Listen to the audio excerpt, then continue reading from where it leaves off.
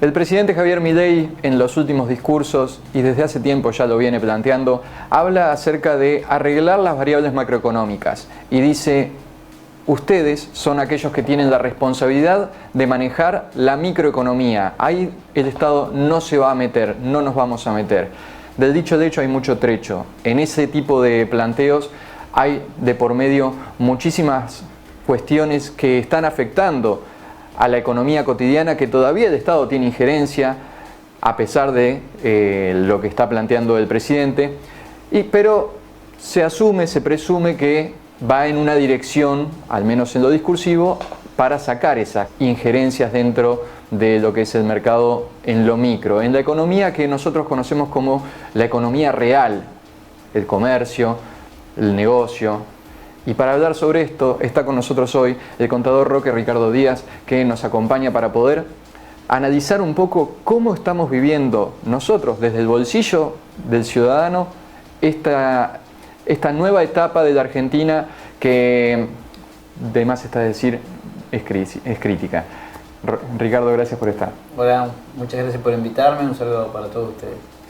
Cuando maneja usted a los clientes que cotidianamente tiene en su cartera, ¿cuál es la principal problemática frente a la cual se están tratando de resguardar? Porque hasta el año pasado era de inflación, ¿cómo hacer para alcanzar la inflación? Hoy, ¿cuál es? Bueno, en realidad con la situación actual hay sectores y sectores. Digamos, hay sectores que están por suerte caminando bien. El sector agropecuario, el sector ganadero es un sector que empuja al país, siempre lo ha empujado mucho. Y un sector que se han acomodado los precios, más allá de que también han subido los costos, pero un sector que podemos decir que está pasando un buen momento, por lo menos desde mi punto de vista. Hoy los precios están acompañando, bueno, un sector que por suerte empuja. Donde tenemos el mayor problema es en el comercio y en los servicios, que es donde los costos fijos y las bajas ventas y los escasos márgenes de rentabilidad empiezan a hacer mella, no solamente en la escasa rentabilidad que hay, sino que además en el endeudamiento, la gente comienza a contraer deudas, no poder afrontar los alquileres, achicar su masa de personal. Bueno, por ahí pasan el mayor problema. También tenemos el sector turístico, que venía con ciertos beneficios del turismo extranjero, uruguayo sobre todo, que también ha perdido mucha demanda. Por lo tanto, yo creo que hoy lo que debe prevalecer es ser muy eficiente, muy productivo, achicar el costo fijo al mínimo de la expresión, y acá es donde los servicios, el incremento de los servicios, internet, todo lo que es servicios públicos, es lo que hay que cuidar mucho, porque es donde más hemos visto el salto en costos, ¿no? Es decir, que ahí lo que está afectando más que nada son los costos fijos. ¿Cómo hacer para recortar cuando ya recortaste todo y vivís al día? Porque lo único que te queda por recortar es comer, o dejar de pagar impuestos. Sí, hay que trabajar sobre las dos cuestiones, sobre los costos fijos, indefectiblemente, que bajarlo a lo mínimo de la expresión, desde mi punto de vista por lo menos, porque bueno, el costo variable ya es distinto, porque bueno, tiene una relación con la venta, que también ha bajado, ¿no? Pero bueno, el costo fijo, al ser tan exigua la rentabilidad del comerciante, del emprendedor, es donde más está haciendo mella, ¿no? Está pegando. Mi consejo es tener claro cuáles son los costos fijos y hacer una planificación por lo menos a 2 o 3 meses de en qué puedo ir mejorando mi economía comercial, incluso la economía familiar, que también no deja de ser una empresa, porque en esos gastos que a veces uno no ve, es donde se va el dinero, ¿no? Es decir, incluso trae problemas para hacer frente a los pagos, a los proveedores, al comercio, frente luego a los impuestos, que uno también se empieza a atrasar, la gente al pagar impuestos, empieza a pagar altas tasas de interés. Entonces, antes de entrar en esa situación, bueno, tratar de ver qué puedo achicar de mis costos fijos, como para achicar los costos de estructura y no perder tanta rentabilidad en el negocio. Es decir, vamos para clarificar un poco, la planificación de aquí a 3 meses que uno en su casa podría hacer o tratar de hacer, tiene dos variables, dos vías. La primera es tratar de reducir los costos, tratar al máximo todo lo que se pueda, lo que llamamos ajuste en la cuestión del Estado, sería el ajuste sí. en la cuestión familiar o personal, pero también tratar de aumentar los ingresos para poder compensar. Algo que estamos viendo es que, primero, yendo a lo cotidiano de un empleado, el empleado para poder tener un mejor salario tiene determinados tipos de pasos, bloqueos o tiempos que esperar, como puede ser el de esperar a una paritaria que termine siendo homologada.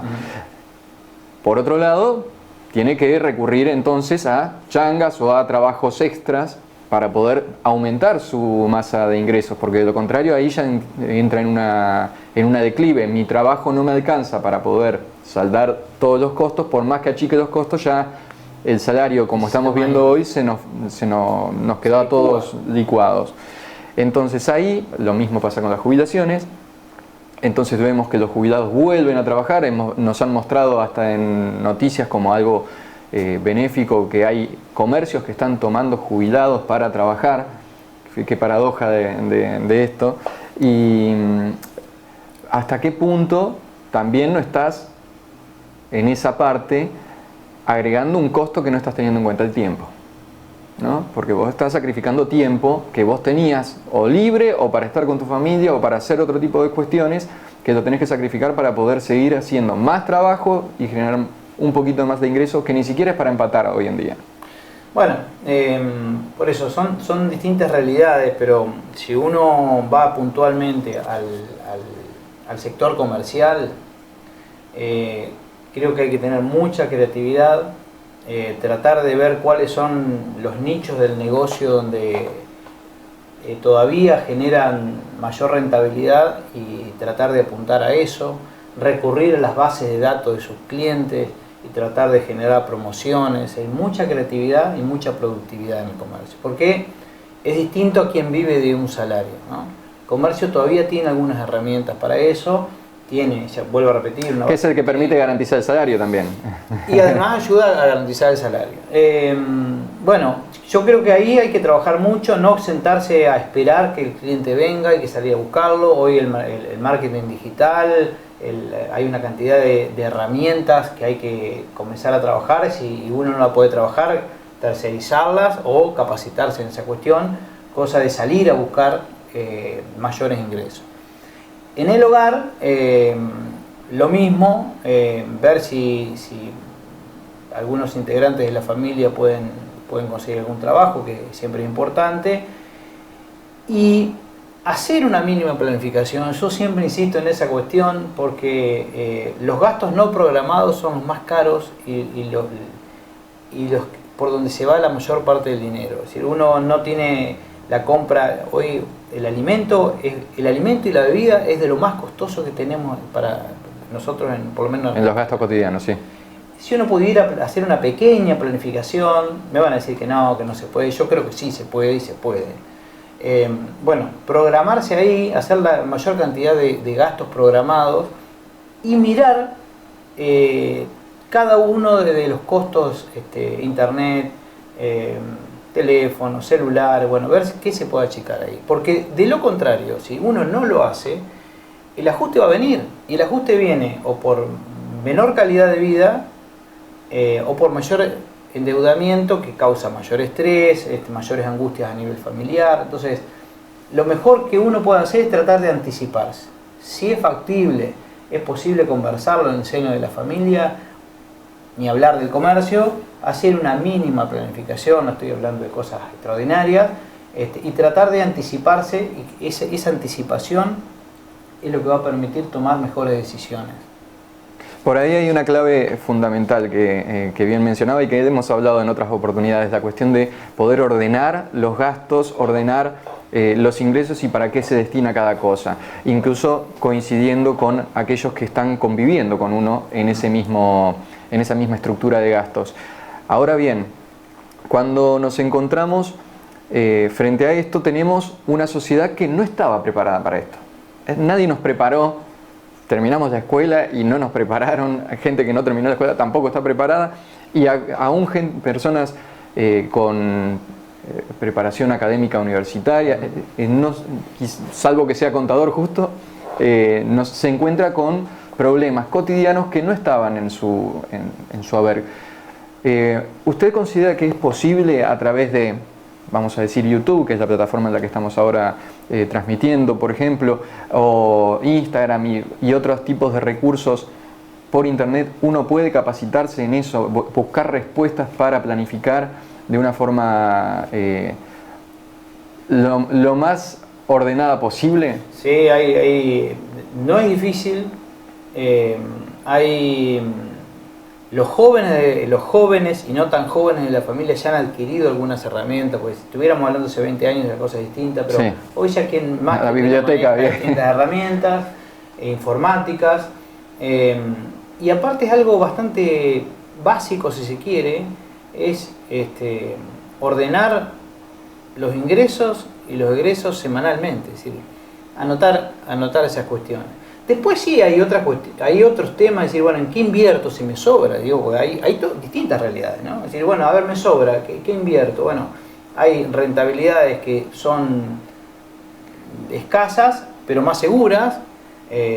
La construcción es siempre una buena inversión. Bueno, después hay una cantidad de inversiones en acciones y demás que también se puede uno capacitar en esa común o en ese tipo de inversiones. Pero bueno, la cuestión es organizarse y decir, bueno, a ver, yo ahora empieza mayo, ¿cuáles son los gastos que tengo la primera semana de mayo? Y bueno, tanto de comida, tengo que pagar esto, tengo que pagar. La segunda semana tengo el alquiler, tengo esto, tengo lo otro, bueno. Entonces, uno organiza los ingresos, organiza los gastos. Y cuando sale a pasear y tiene unas ganas de comprar algo, si lo tiene en la cabeza, lo va a pensar dos veces. Porque en esos apuros, en esas tentaciones que el marketing trabaja muy bien, es donde cometemos los errores. Entonces, si uno tiene en la cabeza un poco la idea de cuáles son, de cómo estás terminando el mes, vas a terminar de acuerdo a tu planificación. Si no lo tenés anotado, mínimamente anotado, y va a terminar como casi a suerte, ¿verdad? Es decir, a ver cómo te fue. Entonces, yo creo que es fácil anticiparse. No es difícil. Por supuesto que en estas situaciones es extremadamente difícil pedirle a la gente que lo haga, pero es un ejercicio, es un hábito. Yo lo hablo con mis alumnos y trato de transmitirle esto, que es el hábito hace al monje. Si uno se acostumbra a tomar el trabajito un ratito mientras se preparan los mates, anotar las cosas, los compromisos y los ingresos que tiene, la cosa le va a cambiar. Sí, e incluso ahora que estamos en crisis, en el momento en el que tenga una pequeña bonanza, ya va a estar habituado a seguir con esa planificación. Bueno, siendo el comercio, el secreto está en buscar la ventaja competitiva. Es decir, ¿por qué el cliente me elegiría a mí y no a la competencia? Bueno, el mercado es voraz y la gente te va a elegir si encontró en tu negocio o en tu servicio una ventaja competitiva. Bueno, ¿qué detalle le podés dar vos que tu competencia no se lo da? Bueno, esa ventaja competitiva hay que trabajar todo el tiempo en tratar de buscarla y asumir que uno cuando la encuentre en poco tiempo se la van a copiar y nuevamente seguir trabajando. No es un trabajo que uno lo hace, la encuentra y ya hay que quedarse quieto. Hay que permanentemente trabajar en la eficiencia, en la productividad, en la innovación y en la satisfacción del cliente. Esos 4 aspectos que es lo que en un comercio o en un servicio uno tiene que trabajar. Pero permanentemente tratando de que esos 4 pilares nos llevan a encontrar distintas ventajas competitivas. A veces es un detalle del servicio. Repitamos entonces esas 4 variables que son la clave para mejorar el comercio. Eficiencia en la prestación, eficiencia en la prestación del servicio, productividad, satisfacción del cliente y la innovación. Es decir, innovar no es tecnológico, es innovar ese proceso. ¿Por qué hacemos esto de esta manera? No, pues hace 20 años que lo hacemos así, o hace 10 años que lo hacemos así. No, a ver, ¿lo podemos hacer distinto? Sí, lo podemos hacer distinto. Un escritorio, che, está bien ubicado ese escritorio ahí, será mejor ponerlo de esta manera. Eso no te está echando la gente que se queda afuera o ve el negocio lleno con 3 personas nada más adentro. Tengo la puerta cerrada, no tendré que abrirla. A ver el cartel, es decir, a ver, vamos a innovar en la publicidad, vamos a acomodar las cosas de distinta manera. ¿Por qué vos vas a los distintos negocios y te ponen ahí en las góndolas mientras vos haces la promoción mientras esperás? Bueno, innovan todo el tiempo. Copian e innovan. Y no hay que ser tampoco, no estás inventando la pólvora, es cuestión de ir a un supermercado y prestar atención cuáles son las estrategias que utilizan. Observar. Decir, bueno, a ver, ¿cuál es mi competencia? Primero identificar dentro del rubro. La competencia. Bueno, ¿cuáles son mis competidores? ¿Cuáles son mis posibles nuevos competidores? Que también está la amenaza de nuevos competidores ahí. Bueno, pero después, y tener en cuenta 2 cuestiones acá. Me voy un poco a la teoría, pero es así. Yo puedo trabajar mucho mi ventaja competitiva con estos 4 aspectos: eficiencia, productividad, innovación y satisfacción del cliente. Tengo que tratar de que el cliente encuentre algo en mí que no encuentra en otro lado. Pero además de mirar la parte interna de la organización, tengo que trabajar el entorno, es decir, cómo se mueve mi competencia, cuáles son los movimientos que está teniendo el mercado. Bueno, ahora que hay una época de crisis, ver cómo adapto mi negocio y mis precios y mis cuotas y mis facilidades de pago a la realidad nueva. Si tengo que trabajar el aspecto interno de la organización y también tengo que trabajar el entorno. Si yo miro esas 2 cosas, tengo mucho para empezar a trabajar e innovar, por más pequeño que sea mi emprendimiento. Lo hacen los grandes, lo hacen los medianos y deberían también hacer los chicos. Yo pienso que ahí está la clave, eso se llama planificación estratégica. Se trabaja mucho y si uno encuentra el hábito con el equipo de trabajo de hacerlo todo el tiempo, va a empezar a encontrar nichos o posibilidades de negocio que antes no las veía porque no nos tomamos el tiempo de parar la pelota y decir, bueno, a ver, vamos a mirar un poquito el panorama, en lugar de correr, vamos a parar un poquito y vemos. Sobre todo hoy que es necesario tomarse esa pausa para mirar, viendo que está en riesgo el trabajo de uno, está en riesgo el comercio, no es un momento de... Buscar ventajas competitivas, todo el tiempo buscar ventajas competitivas que hagan que el cliente no se elija en lugar de elegir un competidor. Ahora lo llevo a un plano que usted mencionó, que es la parte interna. Cuando uno habla de reducción de costos, de lograr la eficiencia, de mejorar también las formas de promociones, hay una cuestión que aparece siempre, que es, bueno, ¿cómo cambio busco proveedores distintos? Trato de conseguir el mejor precio para lo que yo estoy proveyendo. Busco tener segundas marcas, busco tener alternativas para presentarles en caso de que el cliente diga, no, yo no puedo afrontar eso. Buscar mecanismos de cuotas, de generar cuentas corrientes. Estoy pensando sobre la marcha, pero a veces no es fácil cambiar de proveedor, no es fácil cambiar también esa dinámica, porque capaz reducís el gasto, te la jugaste a comprarle a otro y ya perdiste ese vínculo con el proveedor. No es fácil tomar esa decisión y a la vez tal vez no alcanza. Entonces capaz mirar otras alternativas que estén dentro del rubro, pero que no estabas abarcando dentro del rubro. No sé, la pandemia quizás fue una especie de gran excepción donde la gente no tenía de ingreso y se ponía a hacer empanadas. Bueno, eso es la cuestión familiar, pero cuando hablamos del comercio, uno ¿hasta dónde puede extenderlo? Bueno, hay una cosa que se llama, yo lo enseño en la administración estratégica en la facultad, que se llama tener una cadena de valor única o la mejor cadena de valor posible. El servicio o el producto que yo estoy vendiendo tiene una enorme cadena de valor.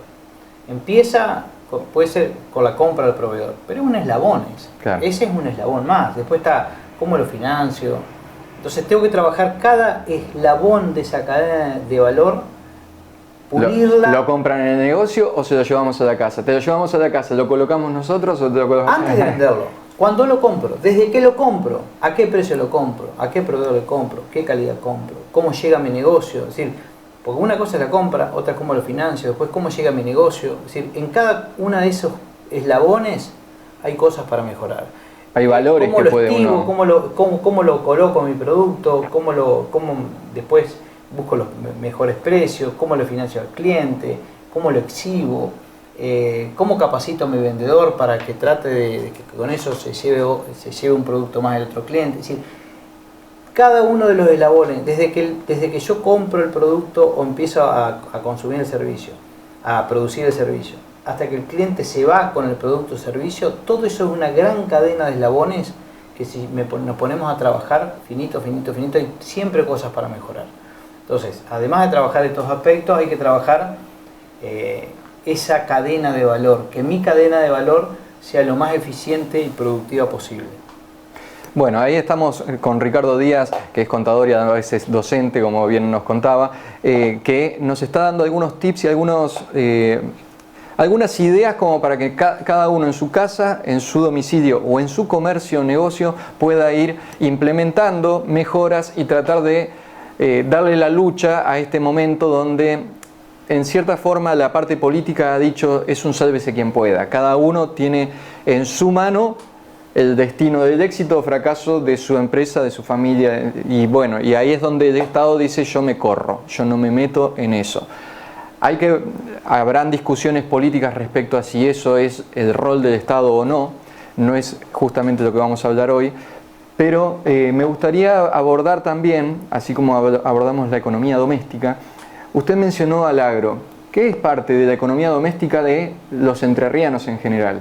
Entonces, cuando nos encontramos frente a un dólar que se ha estabilizado, estamos acostumbrados también a que nos digan, bueno, vamos a esperar, guardemos en silo bolsas, guardemos, esperemos para vender porque quizás este no es el momento, quizás más adelante vuelve a pegar un salto el dólar y estamos perdiendo rentabilidad.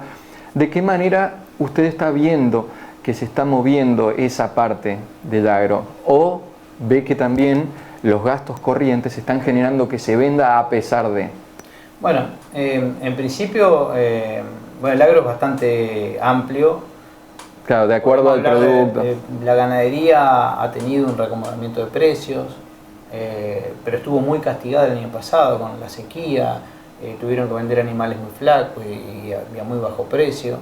Si bien el consumo interno de carne se ha visto disminuido, bueno, hay hoy una valorización de animales y hay buenas pasturas, ha llovido, eso hace que también los campos tengan mejores pastos para que consuman los animales, porque la ganadería es una fábrica de carne, de kilos de carne. Entonces, en definitiva, cuanto más pasto transforman en carne, más productivo es el negocio. Bueno, qué buena definición, nunca lo había pensado, sí, es cierto. Es una fábrica de carne. De carne. Transforman pasto en carne a través de las máquinas que son las vacas y demás, los animales. Bueno, pero en definitiva, ese es un sector que, por suerte, todo lo que han venido padeciendo años anteriores, este año, por lo menos desde mi punto de vista, lo veo. Tiene un mejor escenario. Mucho mejor escenario, es un sector noble que invierte en el país, que compra maquinaria, que se expande cuando puede. Bueno, ni hablar las personas que trabajan la tierra, ¿no? Las personas que tienen máquinas hacen enormes inversiones. Y el productor agropecuario cuando puede invierte en su campo y demás. Bueno, por otro lado, el tema de que el dólar oficial, no nos olvidemos que las exportaciones se cobraban a dólar oficial a 300 pesos, hoy se están cobrando 800, casi 900 pesos, bueno, más allá de las retenciones y demás, el salto fue importante. O sea que ese es un sector que desde mi punto de vista hay que seguir apoyándolo, que le está yendo mejor, ya la actualización, vuelvo a insistir, del dólar ha sido muy positivo,